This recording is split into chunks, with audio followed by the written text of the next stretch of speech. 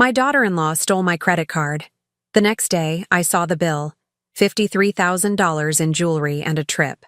On Monday, she texted me, "Love the gifts, mother-in-law." I smiled because the card she used. "I'm glad to have you here.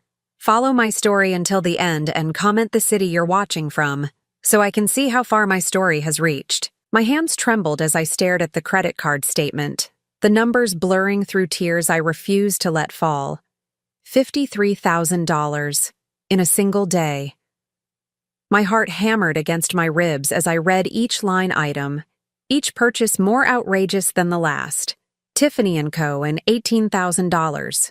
Cartier, $22,000. Premium spa package, $3,500. First-class tickets to Paris, $9,500. I sank into my kitchen chair, the same one where Harold and I used to share our morning coffee for 38 years before cancer took him 3 years ago. The statement felt like ice in my hands, but my face burned with humiliation. How could I have been so stupid, so trusting? The worst part wasn't even the money, though $53,000 was more than I'd ever spent on myself in a single year. The worst part was the text message that had arrived this morning, cheerful and mocking. "Loved the treats, mother-in-law. Thanks for being so generous. Zuri." I read it again, my chest tightening with each word, the casual cruelty of it, the assumption that I would just accept it, that I was too old, too weak, too dependent on maintaining peace to fight back. My phone buzzed again. Another message from Zuri. "Tyson and I are having such an amazing time in Paris. The suite is incredible.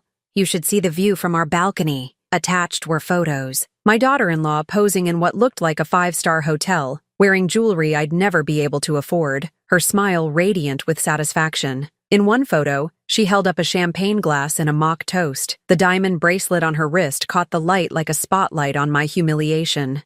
I set the phone down with shaking hands and walked to the window overlooking my small backyard. Harold had planted those roses before he got sick. I'd been tending them alone for 3 years now, just like I'd been tending everything alone. The house felt too big and too quiet, but it was mine. At least I'd thought it was secure. The credit card had been in my purse, tucked safely in my wallet. Or so I believed. When had Zuri taken it? During last Sunday's dinner when she'd insisted on helping me clear the dishes. When she'd hugged me goodbye, pressing close enough to slip her fingers into my purse. The thought made my skin crawl. I'd been so grateful for any affection from her, so desperate to be included in my son's new life. 3 years of marriage, and I'd tried everything to win Zuri over. I'd complimented her clothes, praised her cooking, agreed with her opinions even when they stung. When she suggested I was getting forgetful in front of Tyson, I'd laughed it off. When she'd rolled her eyes at my stories about Harold, I'd stopped telling them. When she'd made subtle comments about how outdated my house was, I'd actually considered renovating. All because I was terrified of losing Tyson, my only child, my baby who'd once run to me with scraped knees and bad dreams, the son who'd held my hand at his father's funeral and promised he'd never leave me alone. But somewhere along the way, I'd lost him anyway. The phone rang, jolting me from my thoughts. Tyson's name appeared on the screen, and for a moment, hope fluttered in my chest. Maybe he'd discovered what Zuri had done. Maybe he was calling to apologize, to tell me they were coming home to make things right. "Hi, sweetheart," I answered, trying to keep my voice steady. "Hey, Mom." His voice sounded distant, tired. "Look, I need to ask you something, and I need you to be honest with me." My grip tightened on the phone. "Of course, Tyson. What is it?" "Zuri says you gave her permission to use your credit card for our anniversary trip. She says you insisted on treating us, but now she's worried you might be having second thoughts about the amount." The words hit me like a physical blow. The carefully constructed lie, the way she'd twisted everything to make me look like a confused old woman who couldn't keep track of her own decisions, and worse, the fact that my son believed her without question. "Tyson," I said carefully, "I never gave anyone permission to use my credit card." Silence stretched between us. When he spoke again, his voice carried a note of frustration I knew well. "Mom, come on. Zuri showed me the messages where you told her to treat herself. She said you were excited about surprising us." "What messages? I never sent any messages about—" "Maybe you forgot. You've been under a lot of stress lately, and Dr. Peterson did mention that grief can affect memory sometimes. Dr. Peterson, my family physician for 15 years. When had Tyson spoken to him? And about what? I remember perfectly well what I've said and done, I replied, my voice sharper than I intended. Someone used my credit card without permission. That's called theft, Tyson. Another pause. Look, let's talk about this when we get back, okay? I don't want to ruin our trip over a misunderstanding. A misunderstanding? The words escaped before I could stop them. $53,000 is not a misunderstanding. 53. His voice trailed off. Mom, that's not. Zuri said it was just a few thousand for the hotel and some souvenirs. For a moment, neither of us spoke. I could hear something shifting in his tone. A crack in the certainty that Zuri had fed him. Tyson, I said quietly, check your wife's luggage when you get back. Check her jewelry box. And then ask yourself if a few $1,000s could have bought what she's wearing in those photos she's been posting. I hung up before he could respond, my hands shaking so badly I could barely set the phone down. The silence that followed felt different from my usual loneliness. This wasn't the gentle quiet of an empty house. This was the hollow echo of betrayal. I'd spent 3 years trying to buy love that was never for sale, trying to earn acceptance from someone who saw me as nothing more than a convenient bank account. But as I stared at that credit card statement, something else began to simmer beneath the hurt. Something I hadn't felt in years, something that made me sit up straighter and reach for my reading glasses to examine those charges more carefully, because there was something Zuri didn't know about that particular credit card, something that might just change everything. I couldn't sleep that night. Every time I closed my eyes, I saw Zuri's smug smile from those Paris photos, heard the casual cruelty in her voice during countless family dinners. How had I been so blind? How had I let it go on for so long? The memories came flooding back like a dam had burst. The first warning sign should have been their wedding day itself, when Zuri had somehow forgotten to save me a seat at the family table. I'd spent the reception sitting with Harold's elderly cousins, watching my son dance with his new wife, while she pointedly avoided making eye contact with me. It was just an oversight, Tyson had insisted later when I'd gently mentioned it. Zuri was so stressed about the seating chart. You understand, right, Mom? I'd understood. I'd always understood. That had been my mistake. Then came the subtle exclusions from family photos. Oh, we were just taking a quick shot, Zuri would say whenever I'd noticed that somehow every candid moment had been captured without me in frame. We can take another one later. But later never came, and the photos that ended up on their social media told a story of a happy couple with no extended family at all. I remembered the first Christmas after their marriage, when I'd spent weeks knitting Zuri a beautiful cashmere scarf in her favorite color. She'd opened it in front of everyone, held it up for exactly 3 seconds, and said, "How thoughtful. I'm sure someone will love this." Then she'd set it aside and never mentioned it again.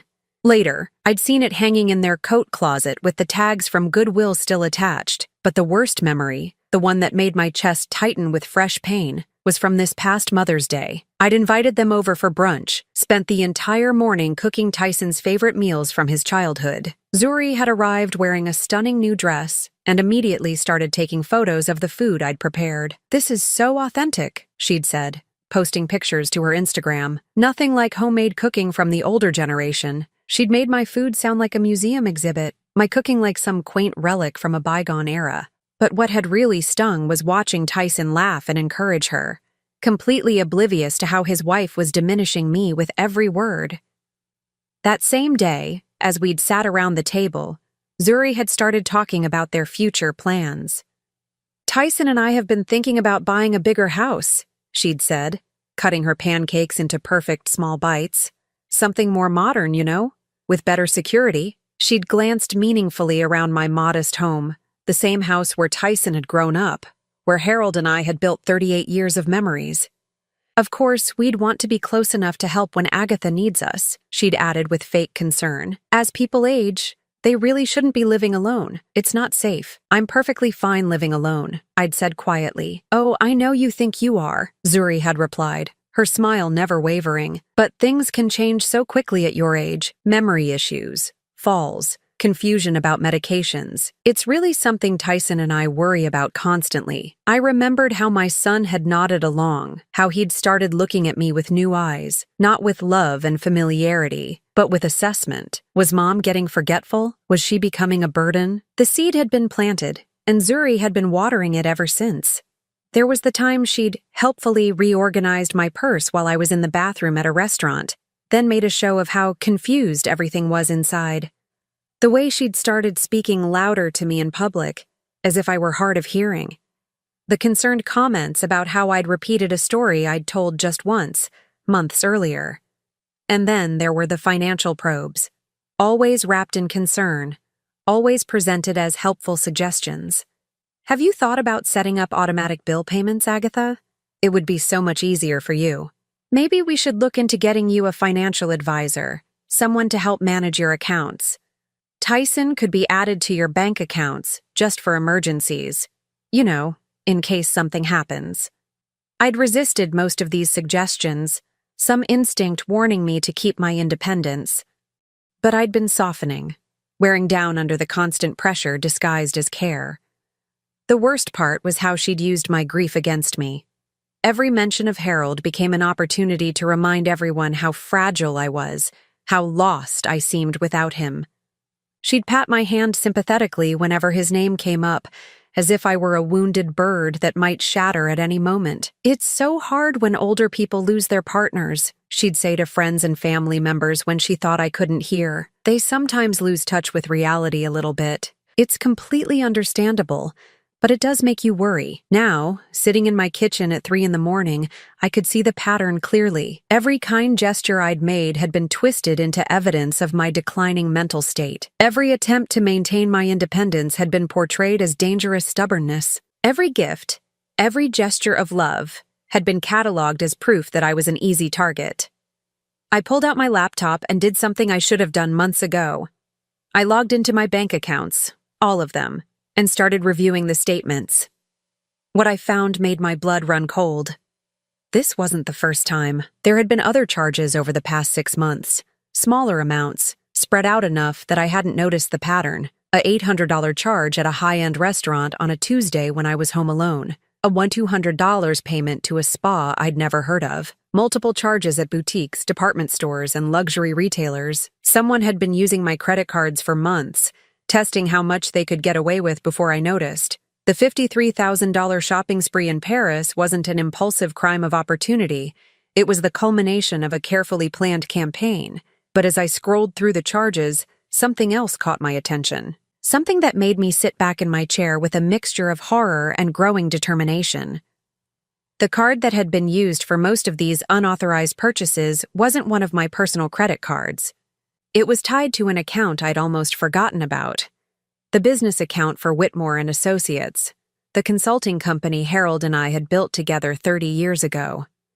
After Harold died, I'd stepped back from active management, but had never officially dissolved the business.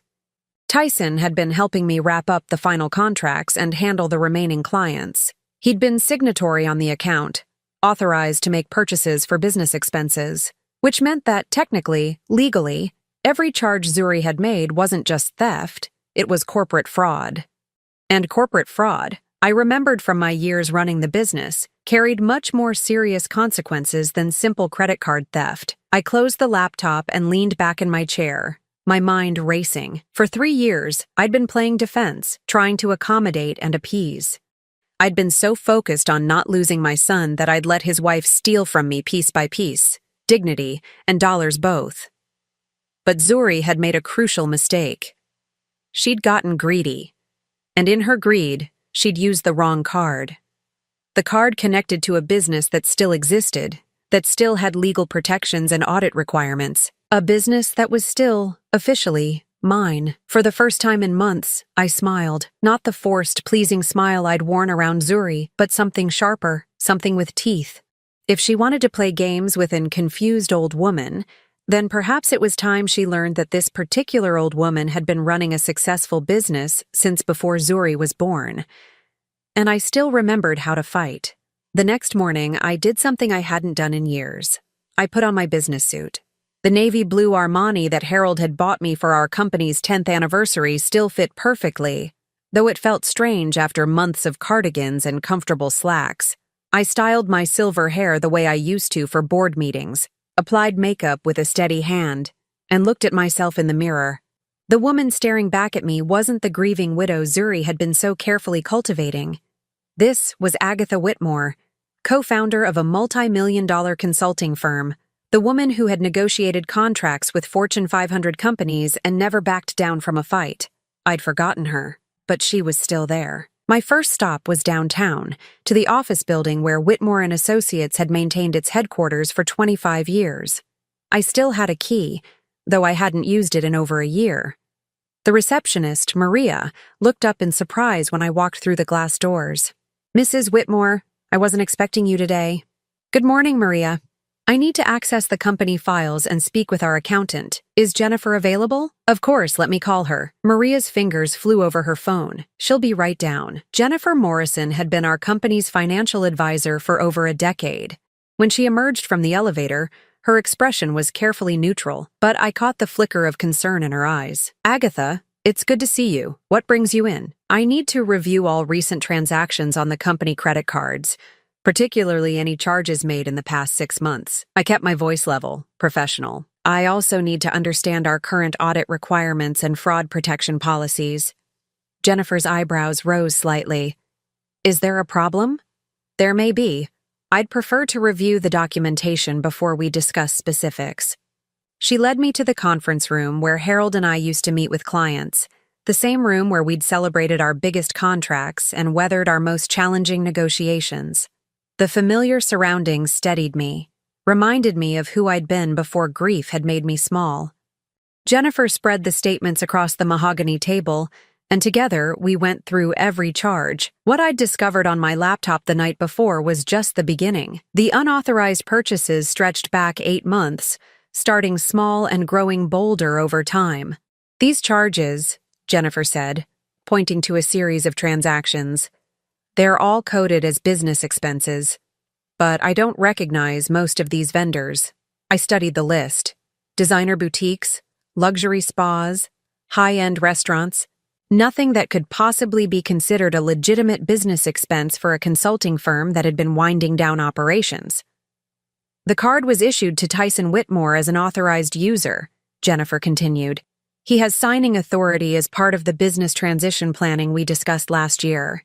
But he's not the one making these purchases." I pulled out my phone and showed her one of Zuri's Instagram photos from Paris, the one where she was wearing the diamond bracelet. That bracelet was purchased with the company card 3 weeks ago. $18,000 charged to client entertainment. Jennifer's expression darkened. "Agatha, if someone is using company funds for personal purchases and misrepresenting them as business expenses, that's not just theft. That's fraud. Corporate fraud. What are the implications? Federal charges, potentially. The IRS takes misuse of business accounts very seriously, especially when false documentation is involved." She leaned back in her chair. "We're talking about substantial fines, possible jail time, and complete destruction of professional reputation." I absorbed this information, feeling a mixture of satisfaction and dread. Satisfaction because finally, there would be consequences for Zuri's actions. Dread because those consequences might also touch my son. "What's our next step?" I asked. "We need to file a fraud report immediately. The company has to protect itself, and the longer we wait, the worse it looks for us." Jennifer's voice was firm. "I'll need to document everything and notify our legal team." "And Tyson?" "He's the authorized user." "That depends on whether he knew about the unauthorized charges. If he was complicit, he's equally liable. If he was unaware, he might be protected, but he'll still face serious questions about his oversight responsibilities." I stared at the statements spread across the table, thinking about my son. Had he known? Had he been aware that his wife was using company funds for her shopping sprees? Or was he as much a victim of her manipulation as I was? "I need to speak with him first," I said finally, "before we file anything official." 24 hours. Jennifer looked uncomfortable. "Agatha, I understand he's your son, But legally, the company has obligations. 24 hours, I repeated. Then we do whatever we have to do. She nodded reluctantly. But no more charges can be processed on that card. I'm freezing the account immediately. I spent the rest of the day in my old office, making calls and reviewing files. By evening, I had a complete picture of the damage and a plan for moving forward. Zuri had stolen nearly $75,000 over 8 months, all of it documented, all of it traceable. That night, I did something I'd never done before. I used the spare key Tyson had given me and let myself into his house while they were still in Paris. I wasn't there to snoop or gather evidence. I had plenty of that already. I was there to understand, to see how they lived, how they thought about money, how they saw their future. Their home was beautiful, I had to admit.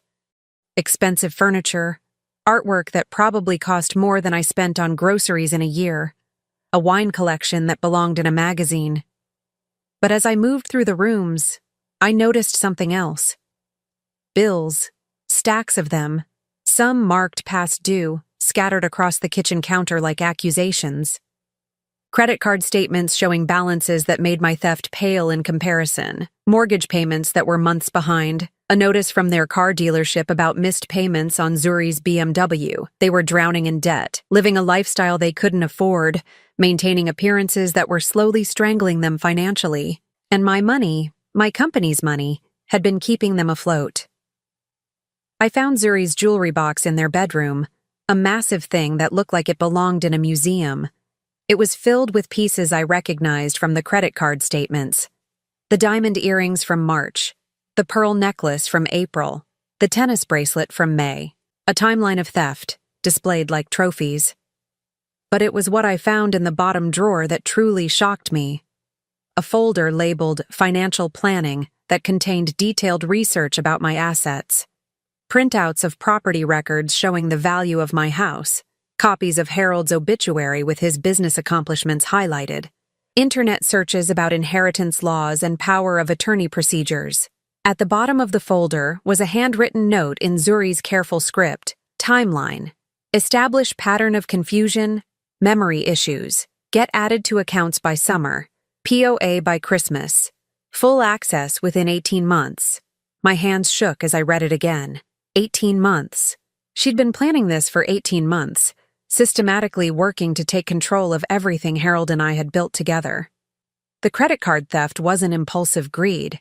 It was a test run for something much more comprehensive. I photographed the documents with my phone, my heart pounding so hard I was afraid the camera would shake. Then I carefully replaced everything exactly as I'd found it, and left their house. Back home, I poured myself a glass of Harold's best scotch and sat in his old chair, thinking. Zuri wasn't just a manipulative daughter-in-law.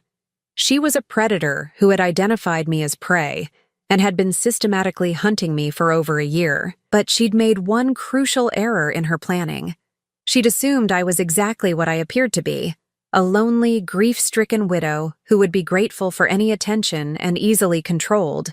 She'd never considered that under that widow lived a woman who had built and run a successful business for 30 years. A woman who understood contracts and leverage and the art of negotiation. A woman who had just discovered that her opponent had been playing checkers while she was about to unleash chess. My phone buzzed. A text from Tyson. Flying home tomorrow. We should talk. I smiled as I typed my response. Yes, we should. Come by Sunday evening. Bring Zuri. There's something we all need to discuss. I hit send and finished Harold's scotch. Sunday was going to be very interesting indeed. Sunday evening arrived with the kind of autumn chill that made me grateful for the warmth of my kitchen.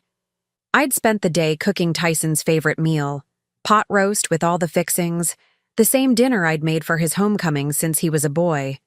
But tonight wasn't about nostalgia. Tonight was about truth.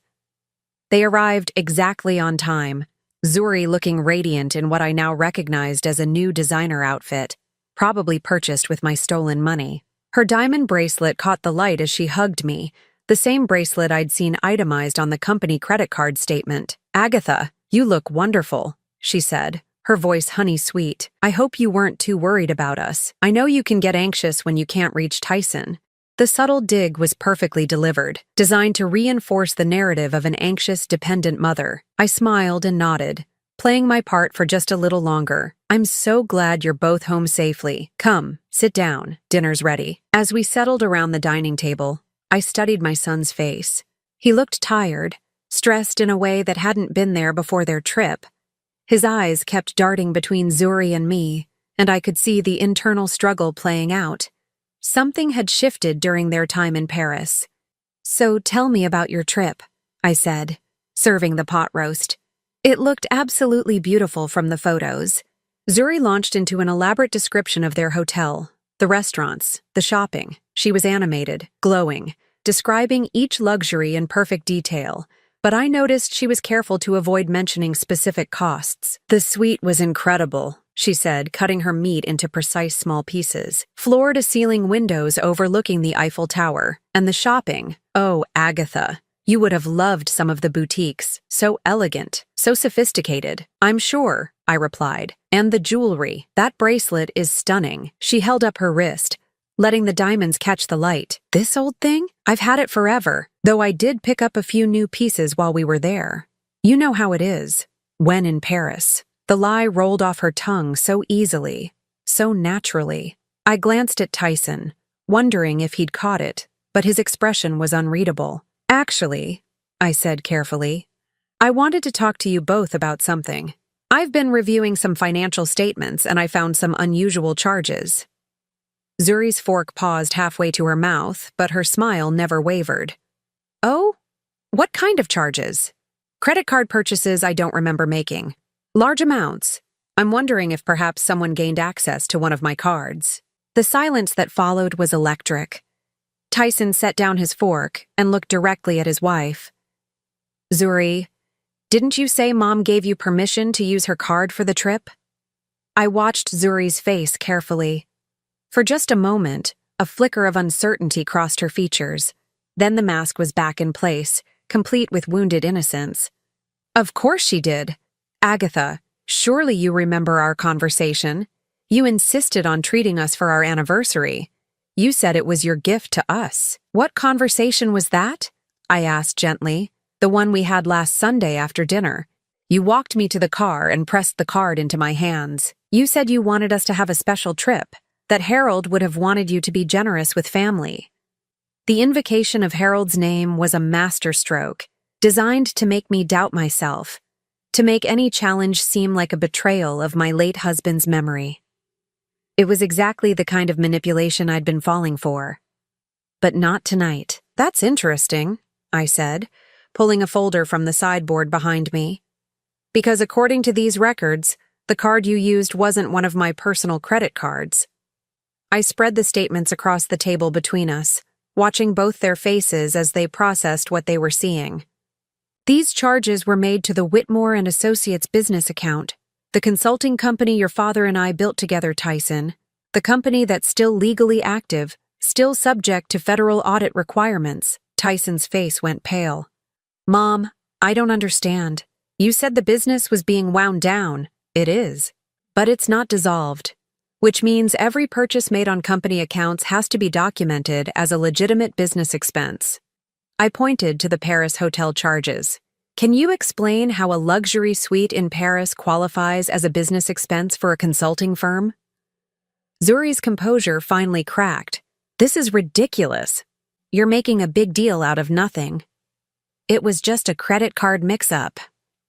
$75,000 isn't a mix-up, Zuri. It's fraud. The word hung in the air like a physical presence. Tyson pushed back from the table, his chair scraping against the floor. 75,000? Mom, you said 53 on the phone. That was just the Paris charges. There have been unauthorized purchases for months. I pulled out additional statements, spreading them across the table like evidence in a courtroom. March 15th, Le Bernardin Restaurant, $800. March 22nd, Elizabeth Arden Spa, $1,200. April 3rd, Nordstrom, $2,600. With each date and amount, Zuri seemed to shrink smaller in her chair. But Tyson was growing larger, his shoulders squaring as understanding dawned. You've been using Mom's business account for months? His voice was deadly quiet. It wasn't supposed to be a big deal, Zuri said, her voice losing its confident tone. She has plenty of money. The business was just sitting there doing nothing. The business that could send us both to federal prison if the IRS decides we're running a fraud scheme? Tyson's voice rose. The business that I'm authorized on? Zuri, do you have any idea what you've done? What I've done? Her voice turned sharp, defensive. What about what she's done? Sitting on all that money while we're drowning in debt. Living in that big house all alone while we can barely make our mortgage payments. She's your mother. She should want to help us. By stealing from her, Tyson stood up, pacing to the window. By forging business expenses? By making me an accessory to fraud? I watched the scene unfold with a mixture of sadness and relief. My son was finally seeing his wife clearly, but it was costing him everything he thought he knew about his marriage.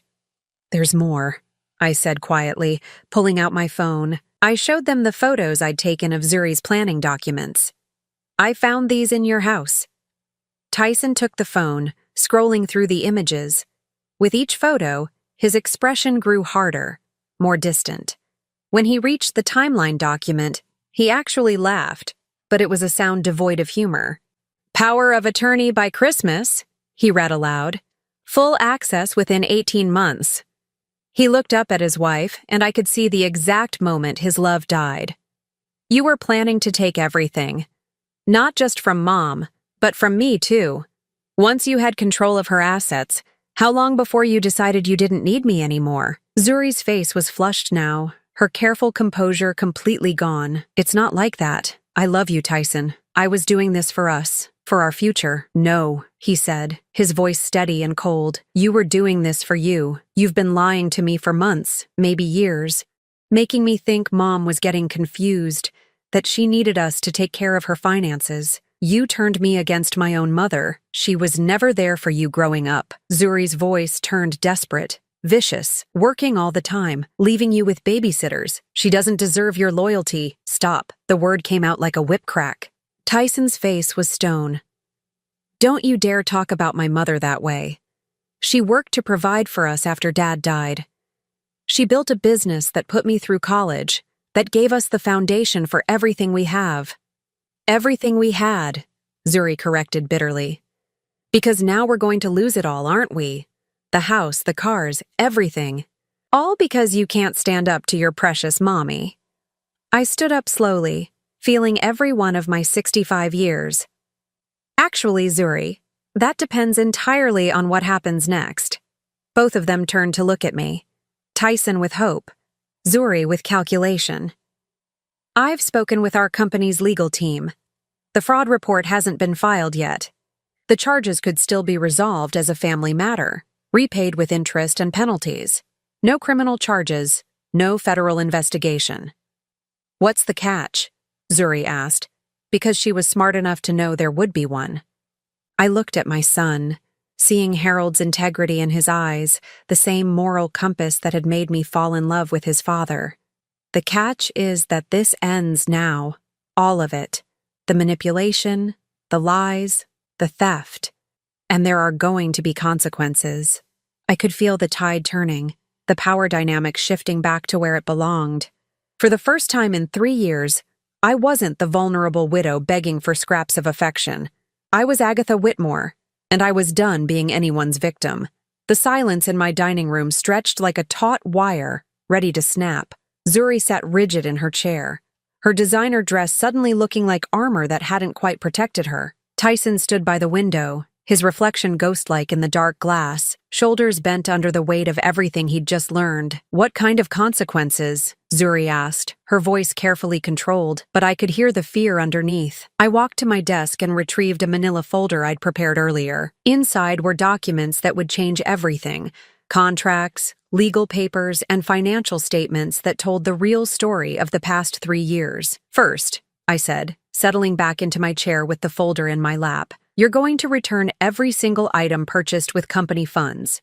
Every piece of jewelry, every designer outfit, every luxury item. I have photographs and receipts for all of it. Zuri's hand instinctively went to her diamond bracelet. That's impossible. Some of these things were gifts, or I've already worn them, or then you'll return what you can and pay cash for what you can't, I interrupted. At full retail value.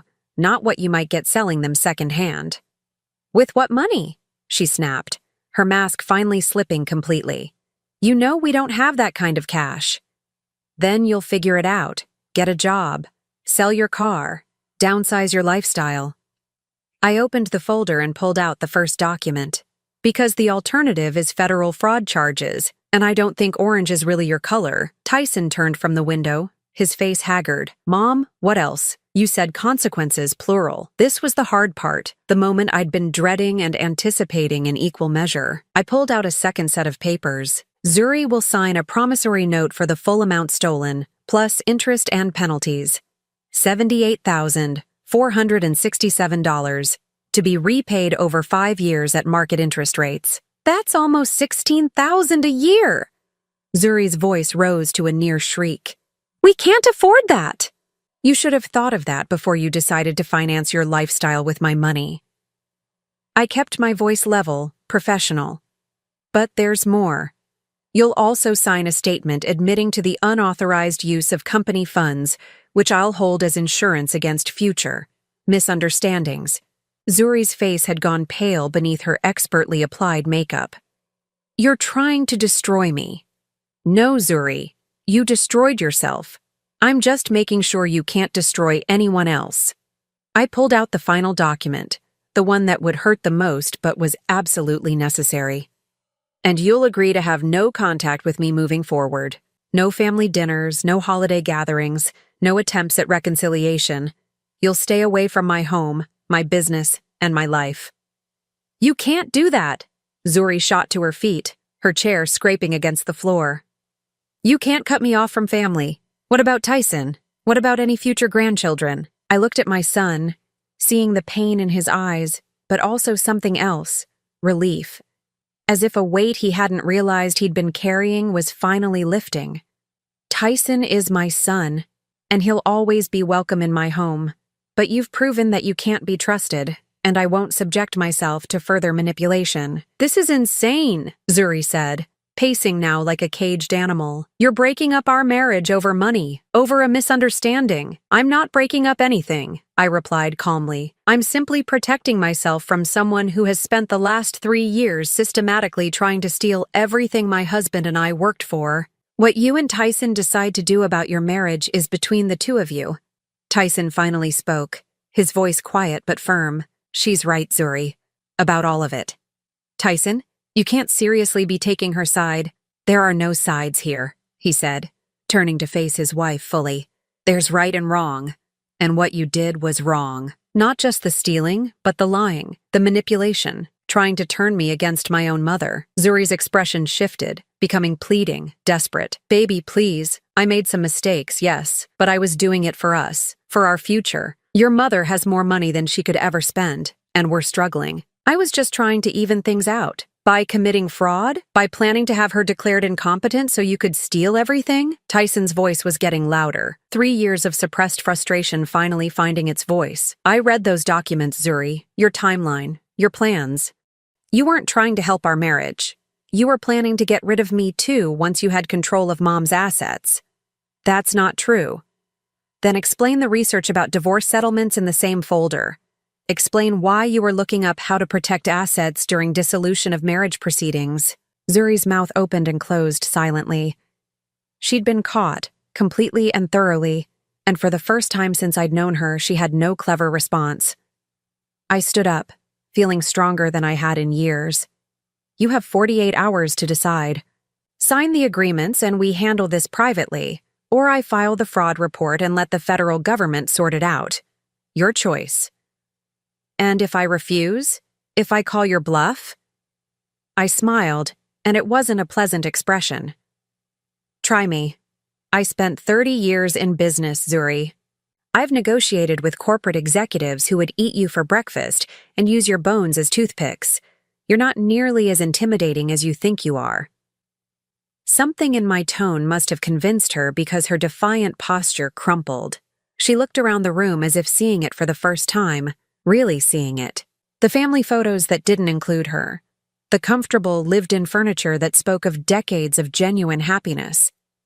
The evidence of a life built on love and hard work, rather than manipulation and theft.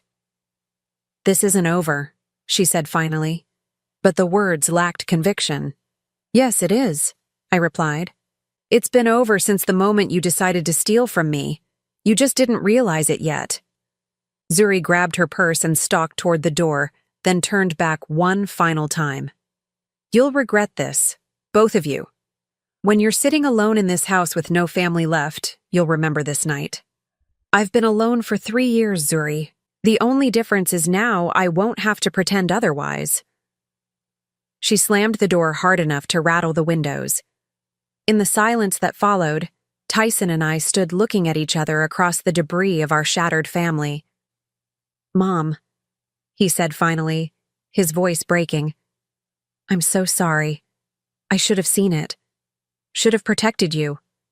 I walked to him and took his hands in mine, the same hands I'd held when he was a frightened little boy having nightmares. "You were manipulated by someone very skilled at it. She's probably been practicing for years, on other people, in other relationships. But I should have known. You're my mother. I should have trusted you over her. Grief makes us all vulnerable, sweetheart. After your father died, I was vulnerable too. I wanted so badly to be included in your new life that I ignored the warning signs. We both made mistakes." He pulled me into a hug then, the kind of fierce, desperate embrace we'd shared at Harold's funeral. When he finally stepped back, his eyes were wet but determined. "What happens now? With you and me, I mean." I looked at my son, really looked at him. At some point during the evening, the stranger who'd been wearing his face for the past 3 years had disappeared, and my real son had returned. The boy who'd helped me plant roses after his father died. The young man who'd called me every week during his first year of college. The son who'd promised to always take care of me. Now we figure out how to be a family again. Just the two of us, the way it should have been all along. He nodded, wiping his eyes with the back of his hand. "And Zuri?" "Zuri will do what she's always done. She'll land on her feet, find someone new to manipulate, start the cycle over again. But that's not our problem anymore." The next morning, Tyson moved back into his childhood bedroom. 3 days later, the signed agreements appeared on my doorstep with no accompanying note. Within a week, boxes began arriving at my house: jewelry, designer clothes, expensive shoes, all the trophies of Zuri's theft being returned. She'd kept her word, but then again, she hadn't really had a choice. The divorce papers were filed 2 weeks later, citing irreconcilable differences. Zuri didn't contest it, which told me everything I needed to know about how much our little talk had rattled her. But the real victory wasn't in the returned money or the signed confessions. It was in getting my son back, in reclaiming the relationship that had been stolen from us both. And as I watched Tyson help me plant new roses in Harold's garden, I realized something important. Sometimes the strongest thing you can do isn't fighting back. It's refusing to keep fighting a battle you were never meant to lose. 6 months later, I stood in my kitchen making Sunday breakfast for 2, something I hadn't done since Harold passed away. The morning light streamed through windows I'd finally gotten around to cleaning properly, and the house felt alive again in a way it hadn't for years. Tyson emerged from his old bedroom, hair still messy from sleep, wearing the same ratty college t-shirt he'd insisted on keeping since he was 20. For a moment, it was like the past 3 years had been nothing but a bad dream. "Morning, Mom. Coffee smells amazing. Sit down. Breakfast is almost ready." I plated the eggs and bacon, noting how much healthier he looked now. The stress lines around his eyes had faded, and he'd gained back some of the weight he'd lost during the final months of his marriage. "Any word from Jennifer about the final payment?" he asked, settling into his chair. "It came through yesterday, the last installment." I poured orange juice into his glass, the same ritual we'd shared when he was a teenager. "Zuri's officially paid back every cent, with interest. And the business account? Officially closed. Whitmore and Associates is finally, formally dissolved." I sat down across from him, feeling lighter than I had in years. "Your father would have been proud of how we handled everything." Tyson nodded, but I could see the shadow that still crossed his face whenever we talked about Zuri. The divorce had been finalized 3 months ago, but I knew he was still processing the betrayal, still coming to terms with how completely he'd been deceived. Have you heard from her at all? I asked gently. A few texts in the beginning, trying to get me to work things out, claiming you'd forced her into confessing to things she didn't do. He shook his head. But nothing for the past month. I think she's finally accepted it's over. I'd heard through mutual acquaintances that Zuri had moved to California, supposedly engaged to a man 30 years her senior with considerable real estate holdings. The pattern was repeating itself, just as I'd predicted, but that wasn't my concern anymore. I have something to tell you, I said, setting down my coffee cup. I've been thinking about selling the house. Tyson's fork paused halfway to his mouth. Really? Why? It's too big for me now, and honestly, there are too many memories tied up in these walls. Some good, some not so good. I think it's time for a fresh start. Where would you go? I smiled, feeling a flutter of excitement I hadn't experienced in years. I've been looking at condos downtown near the waterfront. There's a beautiful place with floor-to-ceiling windows overlooking the harbor. Much more manageable for someone my age. That sounds perfect for you, he said, and I could hear the genuine happiness in his voice. You deserve to live somewhere that makes you excited to wake up in the morning. What about you? Have you thought about what comes next? Tyson had been living with me since the separation, and while I loved having him here, I knew it wasn't a permanent solution. He was 34 years old and needed to rebuild his own life. Actually, I've been meaning to talk to you about that too. He set down his fork and looked at me directly. I got a job offer, a good one, tell me. It's with Morrison Consulting downtown. They want me to head up their new digital transformation division. It's exactly the kind of work I've wanted to do, and the salary is. He paused. It's enough that I could actually afford a decent place on my own. That's wonderful, sweetheart. When do you start? Next month if I take it.